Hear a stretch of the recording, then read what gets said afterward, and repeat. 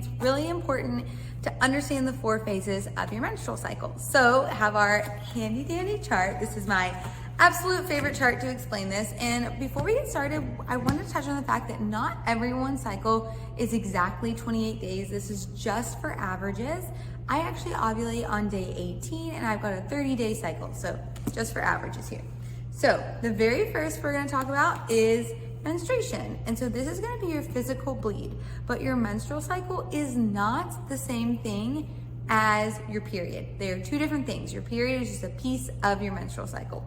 So this is when your hormones are the lowest, when you're actually on your period and bleeding. Then after you finish bleeding, you go into your follicular phase.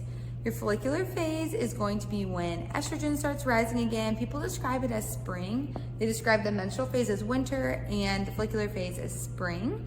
And so as you enter your follicular phase here, estrogen's rising, follicle stimulating hormone is rising. Everything is getting you ready for ovulation.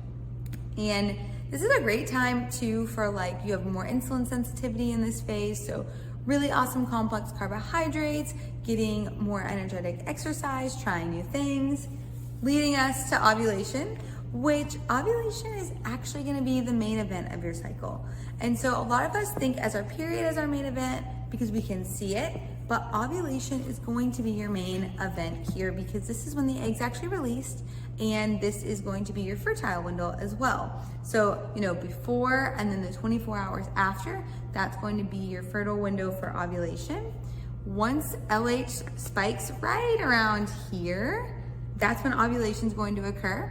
And then if the egg's not fertilized, it dissolves within 24 hours.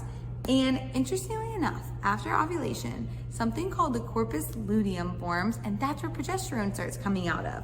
And so after we ovulate, we enter the luteal phase here. That's gonna be our longest phase of the menstrual cycle. This is when progesterone is dominant.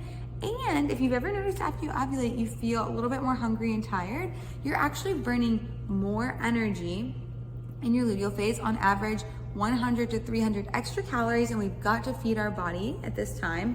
But additionally, this is when your temp's gonna spike, 24 hours after ovulation, which you may be using your temp drop to track all of these awesome things. So you're already ahead of the game there. But these little dots are just different times we've done this exercise and people have identified where they are. So take a minute, look at the chart, pause the video, look at your app. Where are you in this phase of the cycle? I'm gonna be right here. I'm on day 4 of my cycle. I'm on my period, I have a 4-day period, so this is gonna be it for me. So here is the 4 phases of your menstrual cycle.